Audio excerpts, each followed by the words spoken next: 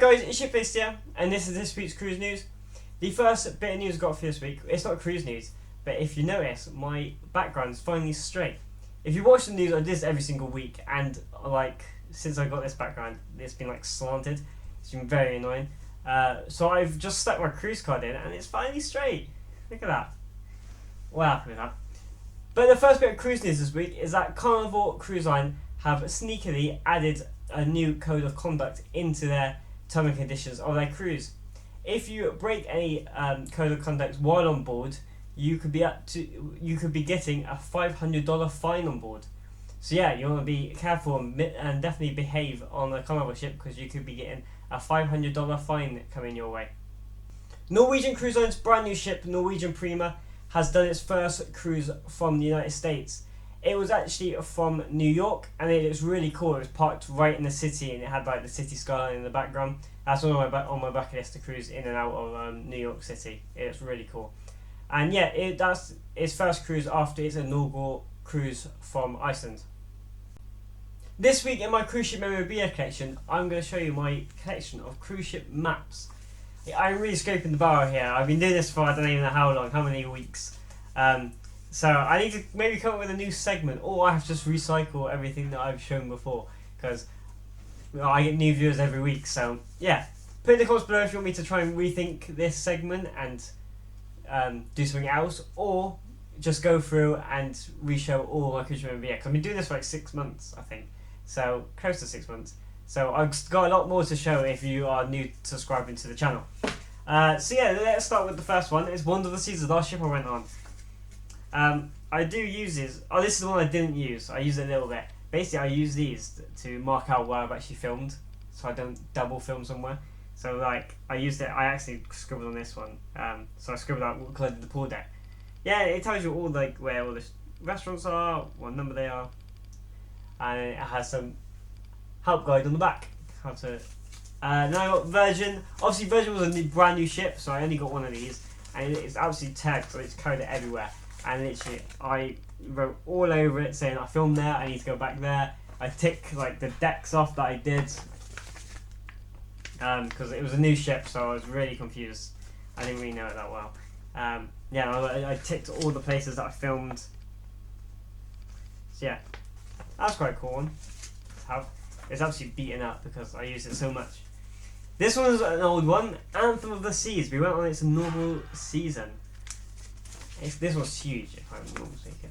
So it has like all the new restaurants. Oh no, the ones that now aren't different anymore because people didn't like that.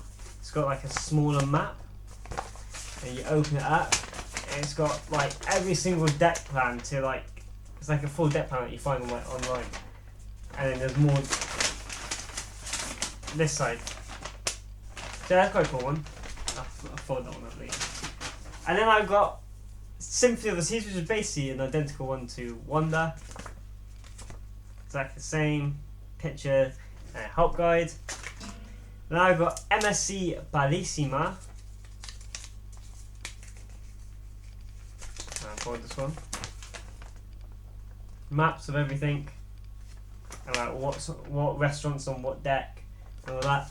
They are quite helpful. That's another Bellissima one. Britannia. This one gonna open? That one's not gonna open. You're not gonna see a Britannia one, but I have got it. This is an Independence of the Seas one. It's got a bit of tape on it because I had it on my wall for a bit. Loving day. Bring it back to the UK, walk out in. Just for a season, so I can go back on it. Iona. Again, did I use this for ship tour?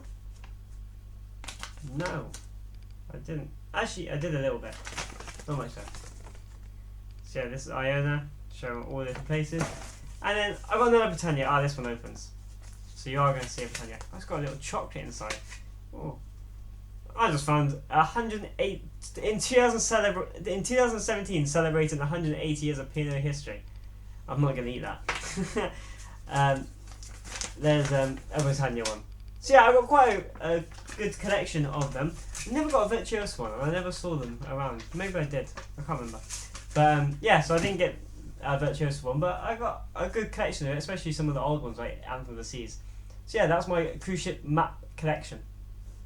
MSC Cruises is going to have their biggest US season ever.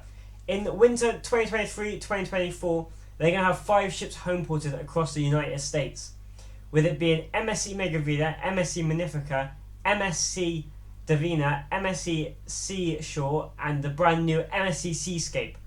So that is almost double occupancy, 25,000 guests on board if they're all fully sold. So you'll be offering various itineraries across the whole United States, and that looks amazing, and MSC is obviously trying to definitely get in that market.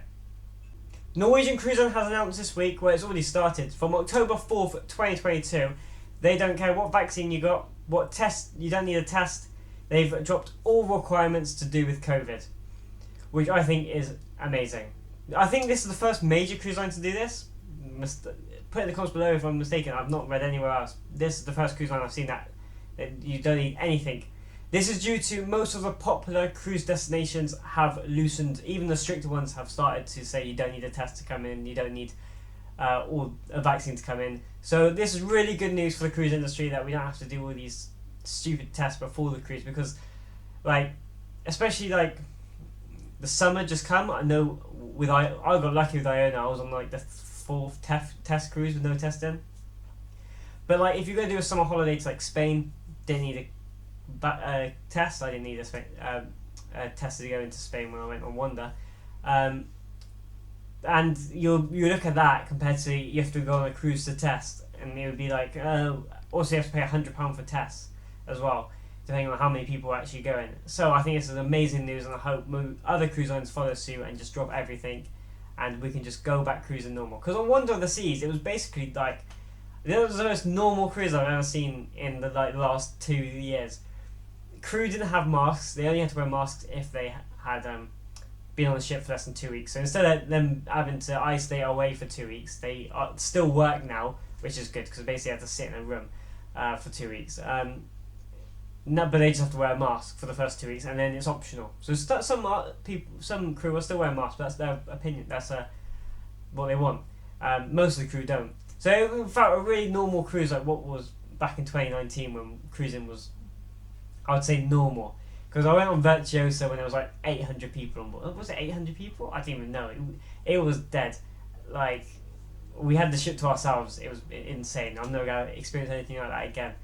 But yeah, I'm so glad one of the major cruise lines has dropped all testing vaccine requirements. So that's very good from Norwegian Cruise Line. That is all the news I've got for this week. Thank you so much for watching. It's very much appreciated. If you like what you see, please press the like button and subscribe to our channel. It's very much appreciated, and it really does help me out. I'm also on Instagram and on TikTok, so link in the description below to go and follow me on those platforms. Thank you for watching. It's been Shipface here, and I will see you guys in the next video.